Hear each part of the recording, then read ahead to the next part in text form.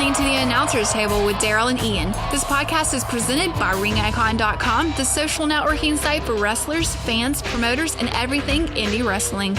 Log on today and create your profile, and as always, enjoy the show.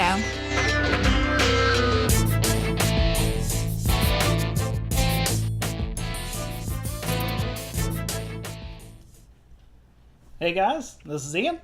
And I'm Daryl. And it's Interview Wednesday. Interview Wednesday. So what are we doing today? We are interviewing. Ah. And we are interviewing Shawn Clark. Shawn Clark, yes. Yeah. I'll go ahead and pull up his match that we have on file for him wrestling. It's a ladder match. And I've been told he jumps off a 25-foot tall ladder.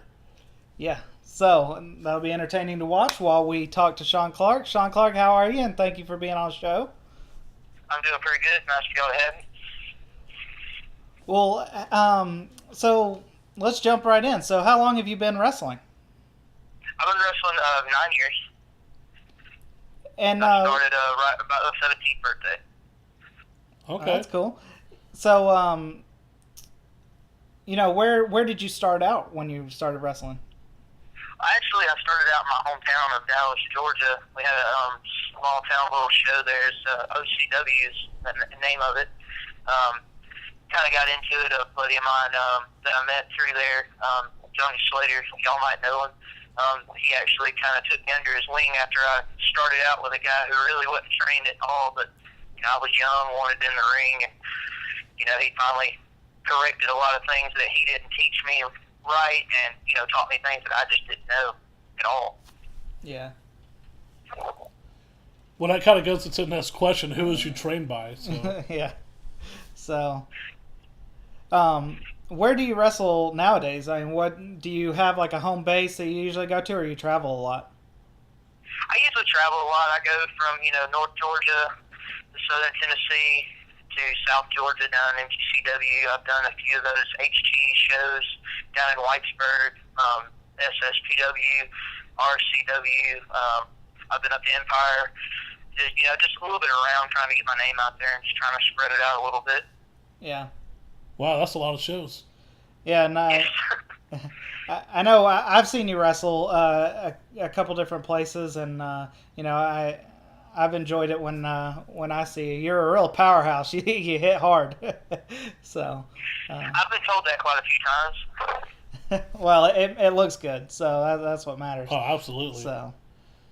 All right. Well, you want to go into 10 questions? Yeah, we're just going to do our 10 questions that we usually ask all of our guests, just to get to know your wrestling style and things like that. So, we'll jump right in. I'll start it off.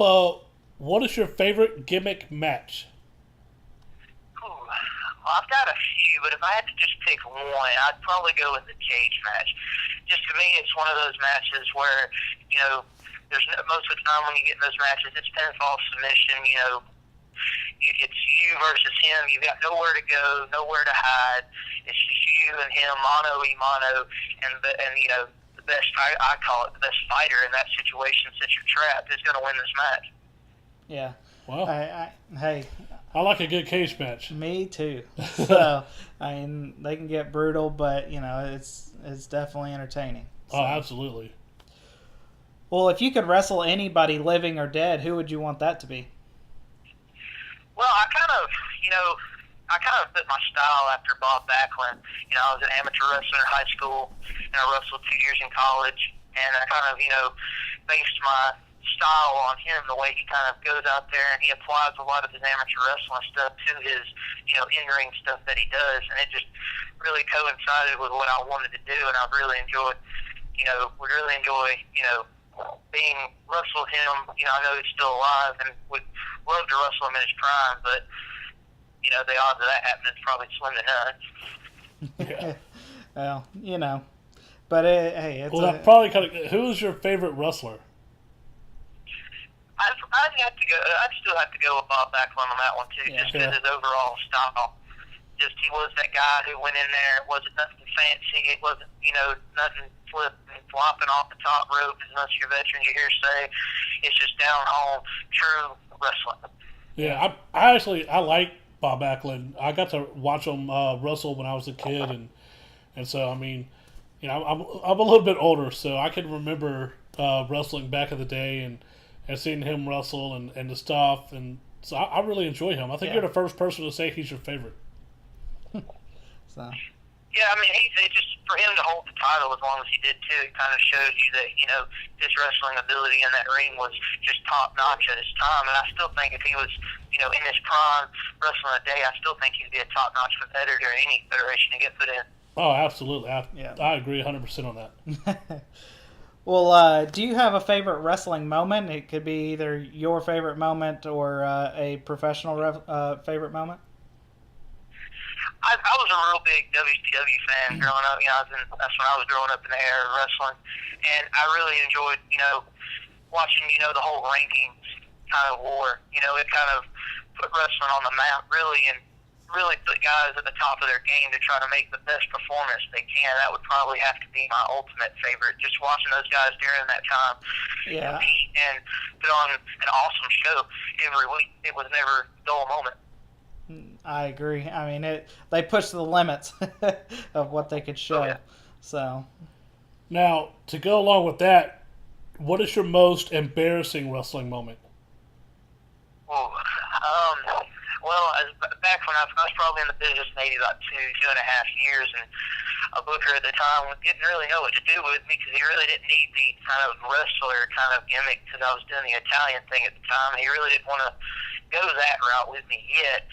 So he put me underneath the hood, and I actually had to go out there and do some crazy dancing kind of gimmick. And it was just, my friends were there, my family was there, they knew it was me. And, just kind of them making fun of me all the time. And I still hear about it today, about that same gimmick that I had to go out there and look like a moron trying to dance around and everything. It really wasn't my style, and I really wasn't sure how to, do that kind of gimmick at the time. I was new to it, really was trying to get into the psychology portion, of it, but there was really nothing psychology you could really do with that kind of gimmick. Yeah. Yeah, I mean, but you know what, though? If your friends and family can't make fun of you, who can, right? Oh, that's true. I mean, Ian makes fun of me all the time. That's true. Well, do you have a favorite finisher or a favorite wrestling move that you like to do? With my, amateur wrestling background, I've got a background in martial arts. I'm a big fan of submission wrestling in general. I'm just, with, Alberto Del Rio doing, arm bars, and you've got, Taz back in the day doing the Taz mission. I'm a big fan of just submission holds in general. To me, that's more of a show who you are kind of thing. Okay, I made you tap out. It makes you look better in the end. Yeah. That's really like a more of a tough man style of wrestling. I kind of dig that every now and then. I like seeing that. Oh, I agree. So. Just lost where we're at. Favorite champion. This one? Yep. This one? No, that one. Favorite champion. Oh. You're killing me, kid. All right, who's your favorite? I got lost on the paper. You're like a noob or I something. know, right? It's my first interview. Who's your favorite champion of all time? And it doesn't have to be heavyweight, cruiserweight. It can be any champion, anything, even if it's in the independents. Who's your favorite? Wow. I had to go with current day favorite champion. I definitely have to go with, I know people don't, knock me for this one, but I'd have to definitely go with, CM Punk. He's just right now he's the ultimate, whether he's doing heel, whether he's doing, babyface, he is the ultimate total wrestler. He can run a mic. In-ring ability is uncanny, and he's just, either way you need him to go, he's there for you 100%. Yeah. Yeah. Well, we definitely won't knock you for CM Punk. I thought you were going to go with John Cena or something. Then we would have been busting on you. We would have had to end the interview. So I'm glad you didn't pick John Cena. I've heard people say a lot of bad things about John Cena, but if he looked at our bank accounts compared to his, he'd probably laugh at us too. Yeah, no, that's for sure. Yeah, we can't knock him too bad. He is making millions upon millions of dollars. No, and I mean honestly, we give him more grief than he deserves. He is a lot better than a lot of people give. Well, him it's only credit because for, he's a baby, and he's only really does those same 10 moves that babies kind of used to get over. Well, he's the modern Hulk Hogan. Yeah. I mean, Vince is using him for his, golden boy. He's the guy that sells his tickets, sells his merchandise, makes him money. So he's not going to let him go out there and do nothing too stupid to get hurt. Oh, yeah. Oh, absolutely. I mean, I respect him. I have respect for him. Oh, definitely. Well, if you could consider somebody overrated or underrated, that kind of goes along with where we're at. But if you could consider somebody overrated or underrated, who do you believe that would be? All of the current kind of stuff that we keep going with here, I'd have to go with, probably Dolph Ziggler, underrated. I We don't get that a think lot. they give him, he had a little bit of push, for a little while, got the belt Yeah. for a little while, but I just don't think they're using him the way he needs to be. I mean, his in-ring ability, his bumping ability, his, psychology in the ring is just magnificent, and I just Yeah. don't think they're pushing him like the way they should be. Yeah, I mean, me and Daryl have talked about it, and we think that they really just need to rebrand him a little bit because right now he's a little too much like Mr. Ass. Mr. Ass. Yeah. But I mean, in ring ability, he is a phenomenal wrestler. So, Well, I heard they just don't think that he can make them money. which So I they don't want to disagree push him with, as a but top that's guy. I mean, I disagree. I think he could if he was repackaged a little bit. I think he could because right now, in my opinion, his gimmick is really a ripoff of Billy Gunn. So Yeah, I agree with that. And having Road Dogg backstage doing, storylines and stuff, I'm sure that he's kind of, sees Billy Gunn in him some. So I'm guessing, that could be a problem with it too. But yeah, he's definitely underrated in my absolutely. book. So, all right, now, who's your favorite tag team or stable? Favorite tag team? I'd have to go with the Rockers. I was a big fan of the Rockers growing up, and I always watched the old school, kind of wrestling, and they were the, new age high flyers of their time. They were the guys who got the crowd pumped. You put them out there, first or second match, and they're the guys that went out there and got the crowd on the edge of their seats, ready for the rest of the show. And they were just, their in-ring ability at the time was totally different in their time of the era. yeah. Oh, yeah, absolutely. Well, do you have a favorite catchphrase, either of your own or that you've heard somebody say? First, I wouldn't say it's so much my favorite catchphrase, but the one I've always, enjoyed listening to is, you hear it in TNA, you hear it in WWE, you even hear crowds in the indie circuit using, Stone Cold using a what? A single word that, even guys in TNA, I hear the crowd in TNA all the time chanting that to guys doing interviews, and it's caught with a lot of people. Yeah. Yeah, I agree. I mean, the what chant is... What chant? It gets them with everybody, but everybody that gets it. Yeah. All right, well, that wraps up our 10 questions. Shawn, how can your fans find you? They can look on Facebook. It's Shawn Clark under my Facebook.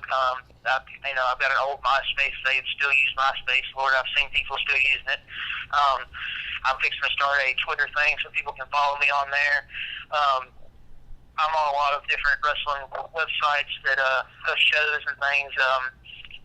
RCW has me, SSCW has me on their Facebook sites and things like that. I pretty much try to keep everybody updated during the week on where I'll be and what I'll be doing. I usually wrestle on Friday and Saturday nights.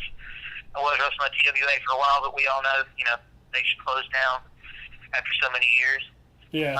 I've been looking for places on Friday nights to really, find. They're few and far between now, as y'all know. Not very many people run on Friday nights anymore. Yeah. Well, I think we're just about to see the big main event of your match here in a second. Yeah, you're on top of the ladder, and the guy is on the table. Yep. I won't sit here and lie to you. When I got up there the first time, I kind of, wrote it off as I was trying to keep him on the table, but it made me kind of nervous when I got up there the first time. I ain't gonna lie to nobody. You're 28 feet in the air with 3 foot of the ring, and you're looking down, and all you can think is, this is really gonna hurt. Yeah, you just climbed down off the ladder, and you're pulling them up, or you're hitting them. Yeah. So. All right, I think now you're climbing back up. I think I'd be scared. Yeah, I mean that's definitely a nerve-wracking moment. I mean, because you're up in the air. Oh yeah, I was way up in the air. It was something that I didn't realize how high I was going to be because the ladder that we used was kind of just spur of the moment. That's what the booker got at the time for the match, and I was kind of like, okay, I figured it was going to be just a regular 8-foot ladder. Now I get up there and I'm still climbing, and I'm like, oh my dear God. You just dove off. That was, wow. That was pretty crazy. Yeah, that was a good ending to our interview. Yeah. So, Shawn, we want to thank you for being on the show. Thanks for being a part of this. Yeah. And do you have any shows coming up in the next couple months? I'm doing a few here and there. I'm trying to get up to SSPW in Econ. I'll be doing a little bit of that Hard Times Entertainment down there to try to help them get more better talent in down there and try to work with their crowd and get it bigger. Those are the two shows I've been really trying to get to past couple months and a few months ahead. So if anybody wants to check me out, they definitely check me out down in Whitesburg at HTE, or they can find out on my Facebook whether or not I'll be making it up to SSPW anytime soon, anytime. That sounds great, man. All right, man. Well, I appreciate you being on, sir, and we will be talking to you in the future. All righty. Thank y'all very much. Thank you, sir. Well, that was Shawn Clark. I think that was a pretty good interview. Yeah, we had a good little video. Yeah, I mean, it ended perfectly with him jumping off the ladder. Yeah, and if you want to watch the video, you can just pretty much search Shawn Clark on or Shawn Clark Wrestling. No. Oh, yeah. You have to type in, what did I type? Oh, MGCW. Because there's a lot of rest in peace Shawn Clarks. Oh. And so I had to go to a wrestling promotion. Right. And it is, if you type in MGCW for Mid-Georgia Championship Wrestling. Right. That's where I found some of his videos. He had a bunch more. And they, but the ladder match I thought was kind of cool. We haven't showed one of those while we was interviewing. Yeah, that was great. So go check him out. Check out his page. He is on Ring Icon, so you can check out his Ring check him out on Ring stuff. Icon. Follow him, friend him on Ring Icon. You'll see some updates and things like that. Yeah, absolutely. So go check him out if you're around his area that he mentioned. Yeah. So that was Shawn Clark. This was Interview Wednesday. So you can check out our other videos on Mondays and Tuesdays, which is Gimmick Builder and Promotion Builder. Our pro segment on Fridays. So until next week, our next interview. Stay tuned. Yep. Right. All right, we'll see you there. See you.